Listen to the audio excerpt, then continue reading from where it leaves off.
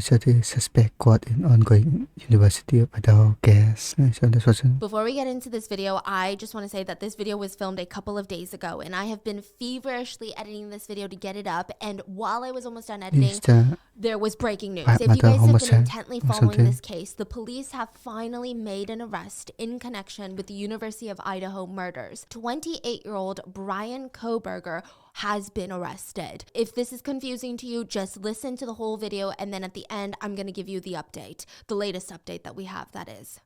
Okay, there's not really going to be an intro for this video because we're talking about the current ongoing case of the 4 murdered University of Idaho students.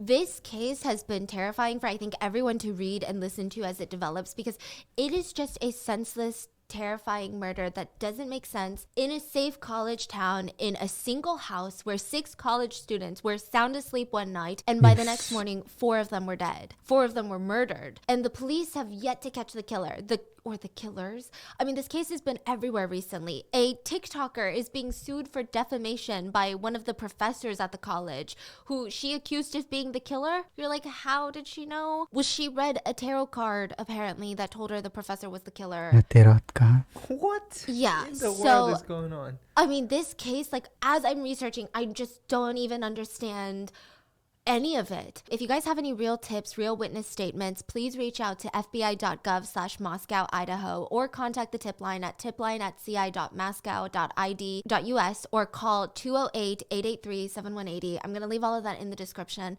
but please leave your tarot cards aside for this case and for all true crime cases, because that doesn't even make sense. This house has been at the center of a lot of media coverage. This is the crime scene. It's been at the center of social media discourse and what feels like a tornado of just internet speculations. And it is 1122 King Road in Moscow, Idaho. I imagine just driving by this house, the first thing that I would notice is that the building itself is interesting. It's not typical. The house is built on a hill. That means you have 2 access points. You've got the front door and the back door, and you're like, okay, yeah, well, so do a lot of single family homes. But because the back of the house is built on a hill, the front door leads you straight into the first floor. Sliding glass patio door leads you straight onto the second floor. It's a very interesting house, and it's almost like if you took a 2-story home, cut it in half, and then raised half of it above. That's kind of what it looks like from the side. I mean, just look at the picture. And the house isn't even small. So it's a 3-story house, 6 bedrooms, 2 bedrooms on each floor, 3 bathrooms. It almost feels like 3 separate 2-bedroom apartments, but instead of being separated by locked doors, it's by stairs. And just to make it a bit more clear, the easiest way to access the first floor is to drive into the driveway, park your car, go in through the front door. Boom, you're on the first floor. There are 2 ways to get access to the second floor. This is all important, okay? I just want you to know the house. Enter through the front door that leads you to the first floor. Take the stairs, boom, you're on the second floor. Or go around the back, go through the sliding glass window. Sliding window or doors? Door. Boom, you're in the second floor without having to pass by any of the other floors. Now, the third floor has a balcony, but it has no stairs leading up and down the balcony. So you can't really access the third floor without at least passing by one of the other floors. So to get to the third floor, you either go through the front door, walk through the first floor, go up the stairs, walk through the second floor, go up the stairs, boom, you're in the third floor. Or you enter through the back via the sliding glass door and enter into the second floor, take 1 flight of stairs, boom, you're on the third floor. Basically, there's no way to get to the third floor without walking through some of the floors of the house in the inside. That, with the fact that this house is so close to the campus of University of Idaho, it was primarily rented to students. It's almost like the perfect dorming situation. It feels like a dorm house, but you still get some of the peace and quiet. A lot of roommates, but it's separated by a lot of floors. Cheaper rent, but you can still focus when you're in your room because there's only 2 people on each floor. There were 5 girls living in that house and 1 official guy roommate. And last month, all 6 of them were sleeping peacefully in the house when 4 ended up murdered in their rooms. 2 survived. And apparently they didn't even know that the roommates were being killed in the middle of the night.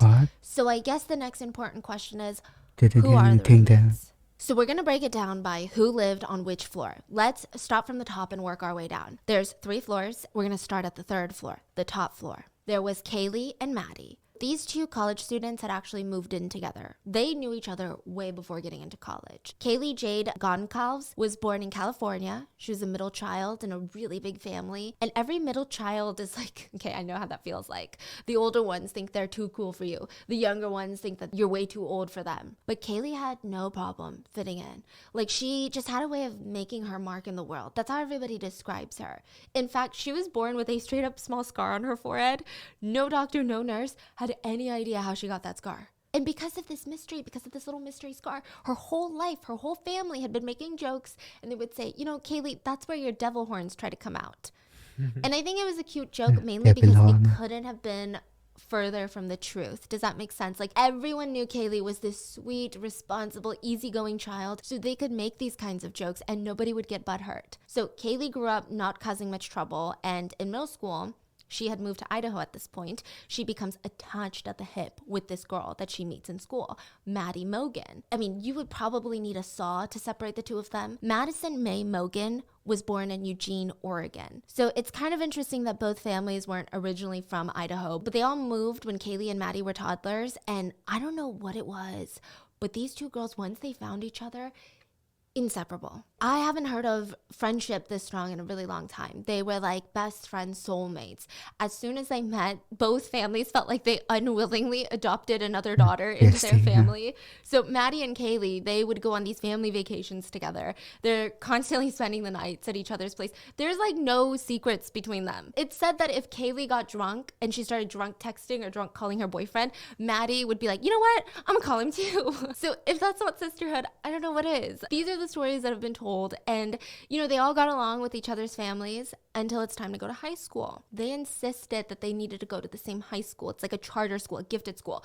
Obviously, the parents are like, yeah, sounds great, but how do we know that you actually want to go to this school and it's not because you just want to be with your best friend? So both sides of the family forced these two girls to sit there and write these letters explaining why they wanted to attend the school that had nothing to do with each other. So both girls go to the same high school, and they were just very smart. Like, I think at this point, the parents had enough trust in them, even as high schoolers. So in 2019, they both get into the University of Idaho, and this time they didn't have to write a letter telling them, no, I want to go to the University of Idaho, not because of my best friend. I think the parents trusted them enough. So Kaylee went to the University of Idaho to study being an elementary school teacher. Maddie wanted to get into marketing. Side note about Maddie, she was on the dean's list every single semester. She was super passionate about her major, and on the side, she's working as a server at a Greek restaurant.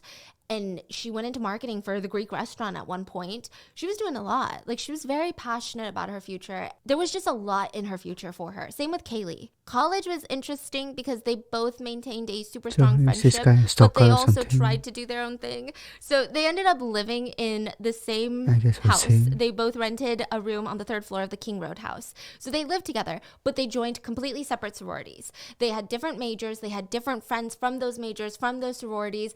And in the end, it's kind of like family. You go out, you do your own thing without your sister, but you come home and you're like, oh my God, how did your day go? That's how it was on the third floor. Now, onto the second floor of the house that you can enter through the sliding glass door. So on the second floor, we have Xana Kernodle, and Xana was born in Idaho. And it's like she was just born a star athlete. Obviously, she put in a lot of hard work and determination and grit. Like, she had all of that, but she really could do it all. I mean, she did everything from gymnastics to volleyball to track to soccer. I mean, she loved anything outdoorsy, hikes, camping. She was also a big family person. Spent a ton of time with her dad and her brother going on these hikes. She would go to her grandfather's farm. He owned this farm, and she would visit and meditate near the riverbank. She just loved people, activity, like getting her blood flowing, and she loved being around animals. Like, that was her thing. So she graduates in 2020 of high school. Honestly sucked.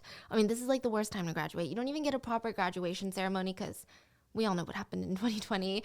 And so by the time that she gets into the University of Idaho, she is so excited. I mean, she's a really social person. She feels like after a year of lockdowns, I want to spread my wings again. I want to make connections, right? Get to know people. Now, it's not clear how Xana came to move in, whether she moved in and it was a coincidence that Maddie was a roommate, or she moved in because Maddie was a roommate. So I'm not sure. Xana and Maddie saw each other a lot on campus. They were both marketing majors. They were both in the same sorority, and they both worked at the same local Greek restaurant. Now, Xana moved into the second floor. Her boyfriend, Ethan Chapin, was kind of like an unofficial roommate. Ethan technically officially lived on Fraternity Row on campus, which is like about a mile away from the King Road house, but he spent most of his nights with Xana. And it didn't seem like anybody was bothered by it. Like, it wasn't like a roommate drama situation. In fact, everyone in the house, at least from the outside looking in, they all got along. So a little bit about Ethan. Ethan was the oldest of triplets. So he was born in Seattle. He was the firstborn, and then back to back his siblings came out. Similar to Xana, Ethan was super athletic. He was close with his family. He loved to go on these hikes. He loved going on summer vacations. Anything sports related, Ethan was into it, and I can totally see how these two click. He got accepted to UI, started studying tourism management and recreational sports, and that's where he met Xana, and the two start dating.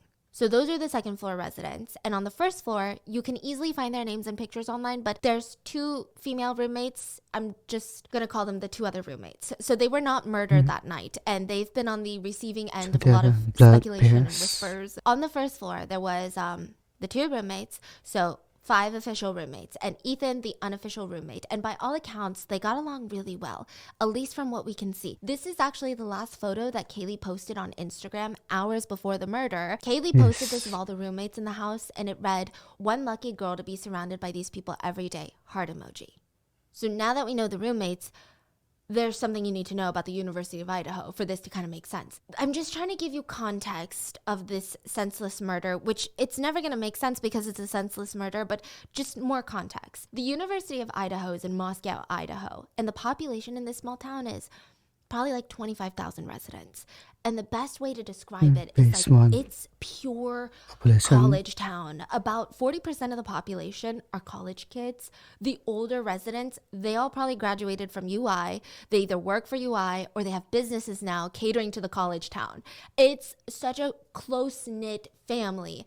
Everyone seems to like it there. Well, everyone but like the older retired residents who probably value peace and quiet. Sometimes during the weekends, it felt like the whole college town turned into campus, like a giant party campus during the weekend. Endless weekends. It's a pretty party-centric university. But other than that, people loved living there.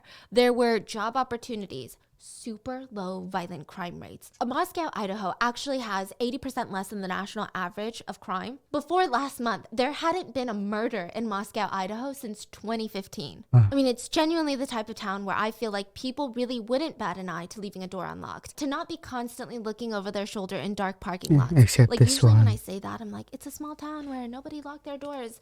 I'm like, come on now, people, lock your doors. But I can genuinely see why people in Moscow, Idaho didn't.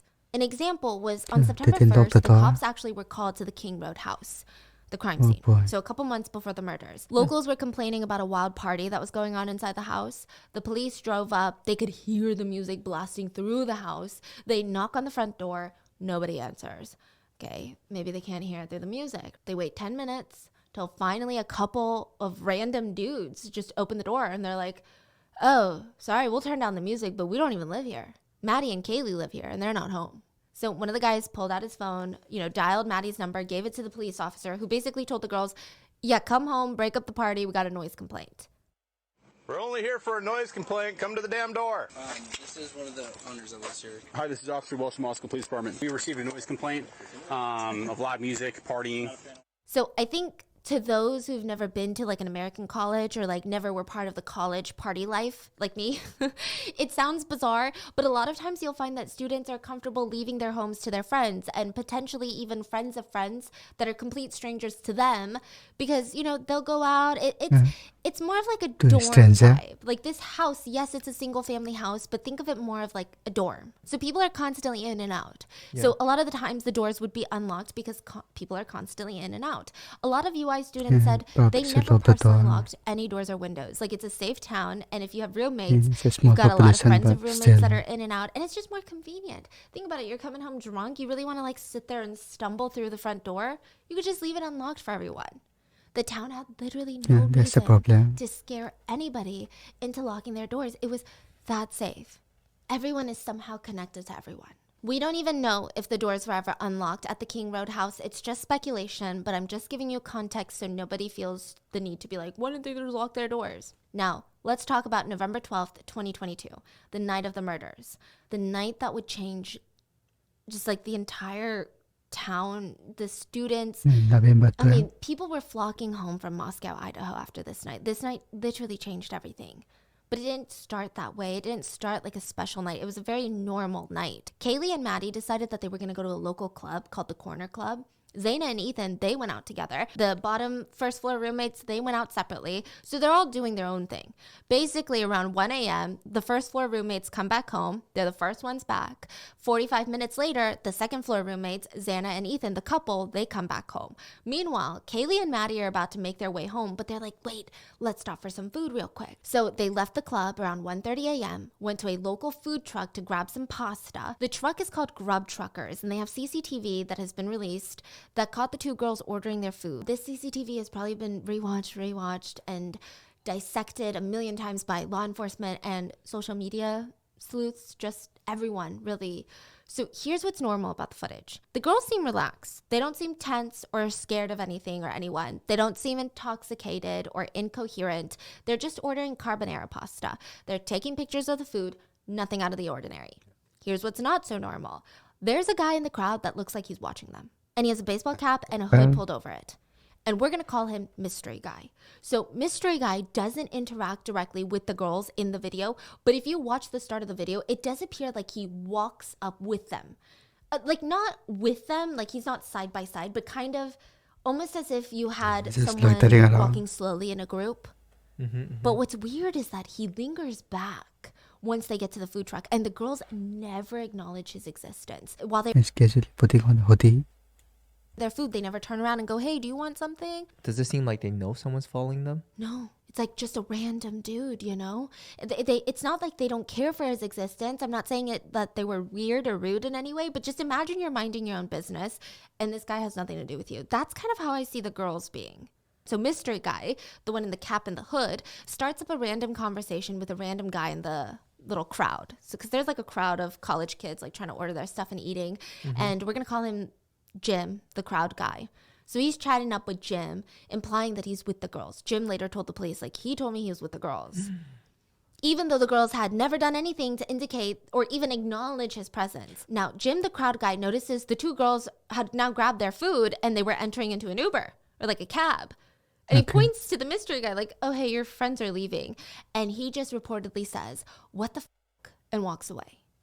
Okay. Why would he tell Jim, the crowd guy, that he's with the girls Yes, when kinda weird. nothing the girls did indicate that they were together in a group? So it led people to speculate. The girls either had no idea that this guy claimed that he was with them or was even going to the food truck because of them. Like they have no idea this guy is even looking at them. Or maybe they ran into someone at the club who was just not getting the hint that they didn't want to keep hanging out. And he just kept following them. And they were straight up ignoring him because, like, we don't even know you, dude. And he's not getting the hint. And finally, when they found their chance, they got into a cab and left. I could see that Maybe it was happening. this guy. And I only feel like that's more plausible because, first of all, it's not uncommon for some types of people to not get the hint. But I say that more so because the police said that Mystery Guy has been cleared of suspicion. They found Mystery Guy, they talked to Jim, the crowd guy, and Mystery Guy has been it's not a cleared of suspect. suspicion. But Then- no other details have been released. So I'm thinking maybe it was one of those situations where he followed them from the club, didn't get the hint, and then they left, so he's like, what the fuck? Anyway, Kaylee and Maddie get home around 1:55 a.m. So now it's the morning of November 13th for everyone. And at 2:25 a.m., Kaylee's phone was active. And there were 6 outgoing calls from her phone from 2:26 to 2:44 a.m. So about 18 minutes. There were 6 outgoing calls to her ex-boyfriend. None of the calls were picked up. Then from 2:44 a.m. to 2:52 a.m., there were 3 calls made to the same ex-boyfriend of Kaylee's from Maddie's phone. So all 9 calls went unanswered. The ex-boyfriend would later claim, I didn't pick up because I was asleep. Can they also track the location of the Yeah. boyfriend's phone? So the ex-boyfriend has been cleared by the police. The ex-boyfriend's aunt has said to the New York Post that the ex Yeah, is so clear. devastated. She said, and I quote, he's not only lost the love of his life and what we all thought and he probably thought was, well, would be his future wife, you know, get married and have kids and all of that. But also, half of America thinks he could be responsible for the heinous killings. So the two broke up weeks before the murder, and the ex-boyfriend's family claimed that it was amicable, but it doesn't seem that the police find the ex to be a person of interest, at least not that they have publicly stated, which is one of the reasons that Not I'm a person hesitant of to even cover interest. ongoing cases because, like I said, everyone's going to be suspicious, as they should be. That's the nature of wanting justice. Police should be suspicious of everyone related to the victims, but when the internet starts doing it, it can definitely muddy the waters and mess with the investigation, but also it could ruin true. people's lives. I'm not stating my personal opinion.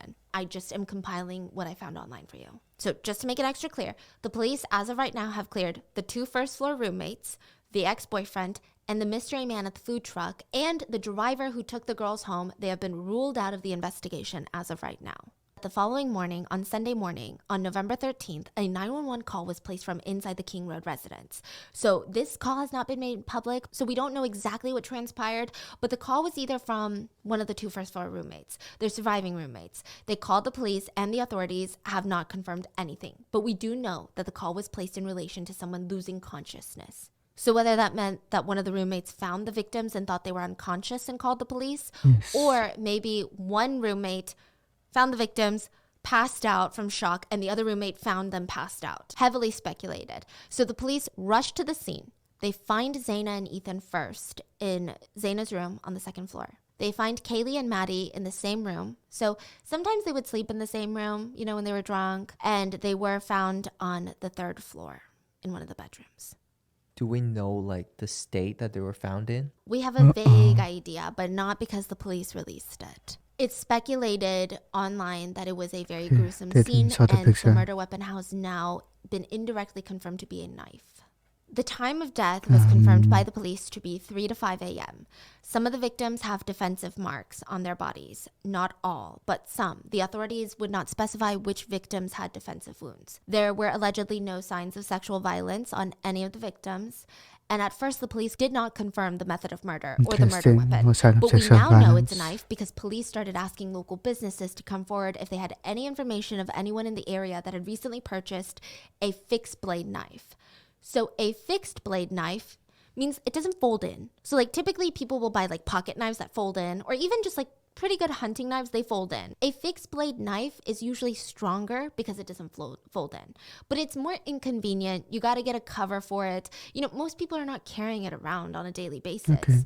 People usually use it And use primarily your for knife. camping trips, hunting, wilderness survival. It's definitely not like a Swiss pocket knife that people just have. So this caused obviously a lot of discourse on social media because killing one person with a knife is not an easy task. Killing four, I mean, the question is, how did nobody hear? Like, nobody screamed? Some of the victims had defensive wounds, right? Did they scream at all? How did nobody hear? Like the two surviving roommates on the first floor. Even if they didn't hear, why were they not killed? The two roommates on the first floor, they stated that they did not hear any screams. A lot of people have a hard time with this answer because it just doesn't make sense to them. Like, how do you not hear anything? But a former tenant of the house came forward and said, no, the house is very well insulated. Not a lot of noise traveled between the different rooms. It's why it was so popular for college students to live in that house. Like, second floor residents could have a gathering and then you could be studying for finals on the third floor. But then another tenant came forward and he told ABC News, Previous tenant? yeah, The one. this is definitely an old creaky house. It's speculated that with maybe the first floor roommates sleeping in after a night out, probably they'd been drunk and, you know, maybe they heard nothing because they're in like an alcohol-induced sleep. That makes sense to me. They were asleep. They can't hear what's going on upstairs. Maybe the defensive wounds were on the third floor victims. So the closest floor to them, they didn't hear because maybe those victims, they were asleep when it happened. So that leads to the speculation that whoever the killer or killers was must have entered the house from the second floor through the back patio, sliding glass to the door, which back side door. there's no signs of forced entry in the whole house. So they entered through the back door, which would lead them to the second floor. From there, they attacked Zaina and Ethan and then went upstairs to kill Kaylee and Maddie, which is why a lot of people think that either Kaylee or Maddie were the target of these killings, if it was a targeted attack.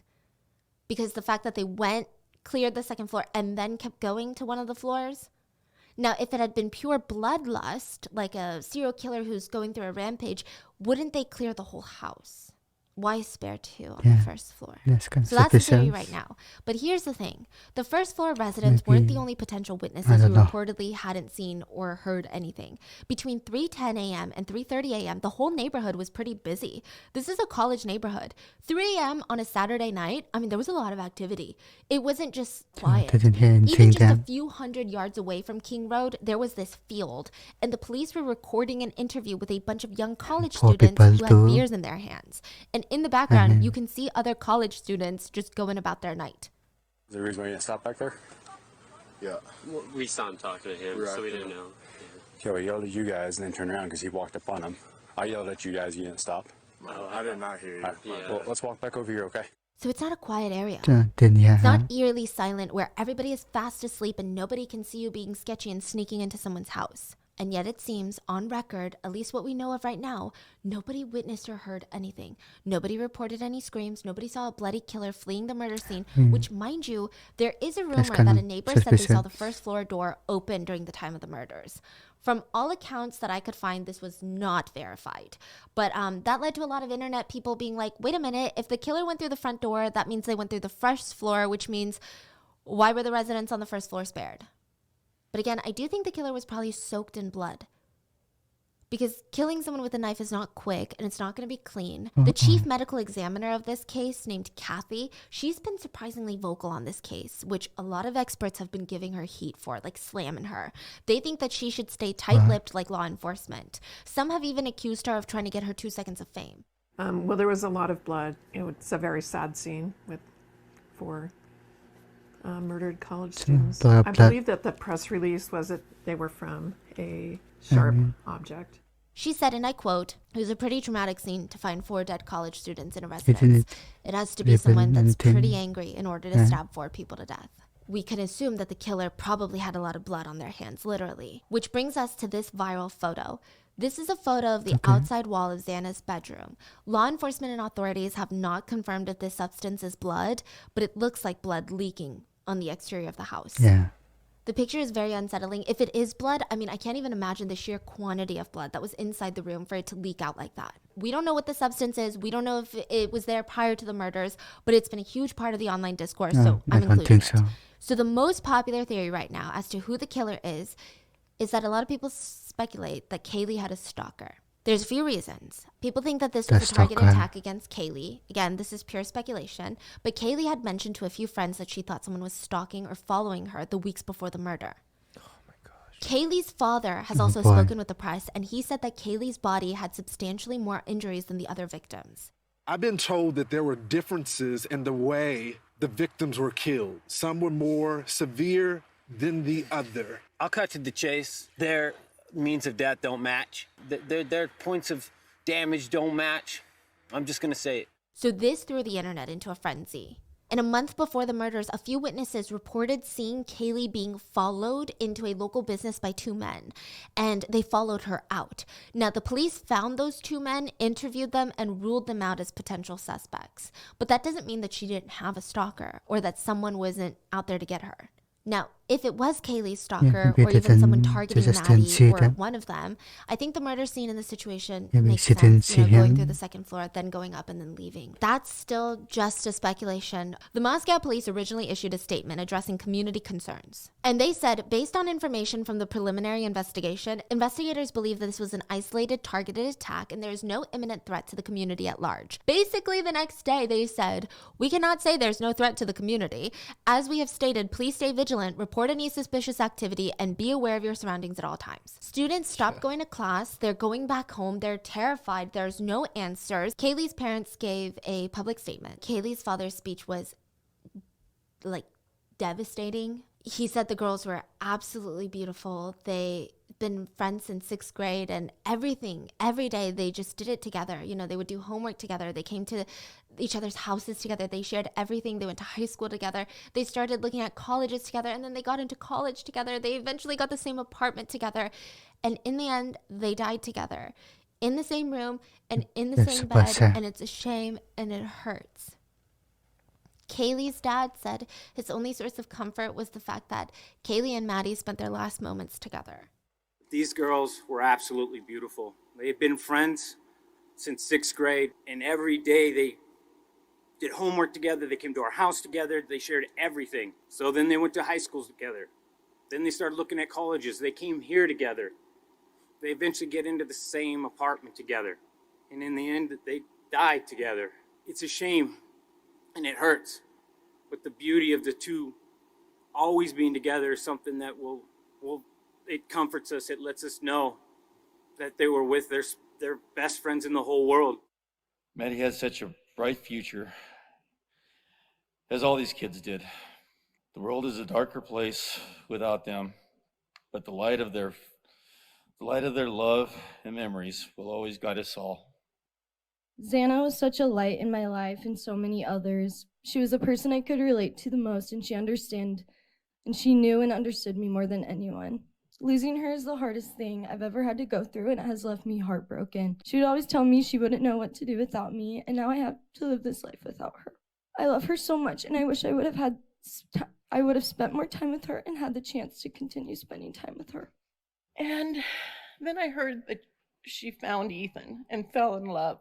And at that point, I thought to myself that I'm so glad she found love, because we all really don't know what love is until we love. And as short as her life was, I'm glad she got to have that experience. The police have said they don't want to risk compromising the integrity of their investigation by releasing information that could help the killer get away with it. They have put out a bulletin for this car. It was seen in the immediate area of the crime scene. It's a 2011 to 2013 Hyundai Elantra, and the authorities believe the car owner may have something to add to the investigation. A state lawmaker said, nobody wants to send their kids to a community where they could face this kind of horror. It's every parent's worst nightmare. It's every student's worst nightmare. They've got to find the perpetrator. So 28-year-old Brian Koberger was arrested. And if you're like, wait, who? Like, this is a new name and face that's popping up in this case. Here's what we know about this guy so far. At least to public knowledge, we don't know if he has a connection with any of the victims in Idaho. He was arrested in Pennsylvania, which is like the other side of the country, near the Poconos Mountains area. And he owns the white Hyundai Elantra, is the speculation, because a white Hyundai Elantra has been taken into police custody. Wait, so how far away was that? So it's like 2,000 miles. It's like on the other side. Yeah, Pennsylvania is like East Coast. So he traveled not only there, but also traveled back home. So he didn't travel there. His parents live in Pennsylvania. He's visiting them for the holidays, right? But he actually lives about 9 miles away from the crime scene, but in a different state. We're going to get into it. So Brian Koberger, his Hyundai Elantra has been taken into custody. His DNA has also said to have been matched to genetic material recovered at the crime scene. Authorities used genetic genealogy to ID him. But we do know that Brian Koberger just finished his first semester as a PhD student at Washington State University. So that sounds really far from Idaho, right? Yeah. And it's not. It's actually a 15-minute drive. So the Washington State University is a border town in Washington. So the school is only 15 minutes away. It's a 9-mile distance. From the two schools. He was studying criminal justice, criminology. He was even a teaching assistant for the university's criminal justice and criminology program, which again, that has spurred a lot of talk online, especially because there's an alleged Reddit post that he allegedly made in May of 2022. It has since been pulled from Reddit, but it was posted under Brian Koberger. Now, who's to say someone doesn't have the same name and is also in criminology? Who's to say they didn't go to the same college? Who's to say any of that, right? But the post itself is very creepy. It was posted on Reddit to talk about a study that he was doing. And he was looking to recruit research participants for it. And the purpose of the study was to, and I quote, to understand how emotions and psychological traits influence decision-making when committing a crime. It read, in particular, this study seeks to understand the story behind your most recent criminal offense with an emphasis on your thoughts and feelings throughout your experience. In the event that your most recent offense was not one that led to a conviction, you may still participate. He's looking for people who got away with something. Yeah, and he's asking we want to know the psychology of why you made certain decisions, why you committed this crime, what were your feelings and emotions while you committed this crime. Again, a lot of questions. If this Reddit post is his Reddit post, it's just, it only brings up more questions, and they're not going to get answered anytime soon. Local authorities and the FBI worked closely together with tracking him to this small town in Pennsylvania, which is his hometown that he was visiting his parents in. The FBI had been watching that house for several days before a specialized team of state troopers and federal agents moved in, arrested him like 2 a.m. So what we still don't know is, though, if they've recovered the murder weapon, whether or not he knew the 4 victims, or maybe he only knew one of them, which, there's speculation that it was one more than the others, but it's really hard to say right now. Someone who knew Bryan Kohberger from school that he graduated from, they said Bryan was confident, outgoing, but he was, and I quote, he was always looking for a way to fit in. I had honestly just pegged him as a super awkward person. One thing he would always do, almost just want to without fit fail, in, though, was find the most complicated way to explain something. He had to make sure that you knew that he knew it. That's a very interesting personality trait. Yeah, that's a very obsessive. specific, like, you don't hear that often with people. You don't hear like, oh, they did this or they did that. This is like a very specific. It's so specific. There have been more allegations of this guy's character made from different sources, which have been considered more like tabloids, right? So such as sources like the Daily Mail, the New York Post, but they allegedly said that Bryan Kohberger had an obsessive personality when it came to eating habits. Allegedly, he was a vegan and he wouldn't eat anything his parents cooked if it was like on a frying pan that had cooked meat a day ago. Allegedly, he made his parents buy all new pots and pans to cook his vegan meals. I don't know. Again, we don't know if this is true, and it is kind of bizarre, but I wouldn't say this is particularly killer behavior or anything like that. It's like right now being used as information to prove that he is a deranged killer, which I'm not saying that he's not, but I'm just saying it's getting wild again. People are also saying that his eyes look soulless, that he looks like an unhinged sociopath. I think that's easy to say in hindsight, right? Every killer looks like a killer once they're convicted or charged. But so far, that's all we have. He's waiting in Pennsylvania to be extradited to Idaho. And hopefully in Idaho, we're going to get more answers. Ethan Chapin's family made a statement and they said, we're relieved that this chapter is over because it provides a form of closure. However, it doesn't alter the outcome or alleviate the pain. We miss Ethan and our family has changed forever. Kaylee's father has said, when Bryan gets extradited to Idaho, we'll be waiting. He says, and I quote, this guy will have to look me in the eyes multiple times, and I'm going to be looking for the truth. And so far, that's all we have. Thankfully, it does feel like we are one step closer to justice, but I don't know if if the families of the victims will ever get closure for something like this. There's also been question of, did he do this alone? There have been allegations that he had asked the police if he was the only one arrested, whether he asked from the viewpoint of a criminal justice, PhD student, or from the viewpoint of he was intrigued. I'm not sure. And I don't even know if that was just alleged information. So we don't know if he was working alone. We don't know if they recovered the murder weapon. We don't know much, but at least we know that somebody is in custody and he is not getting out on bail. What are your thoughts? Have you guys been following this case? Let me know in the comments, and please stay safe. I'm glad he got arrested. Yet all the suspect vehicles and all, and not matching DNA of the crime scenes too.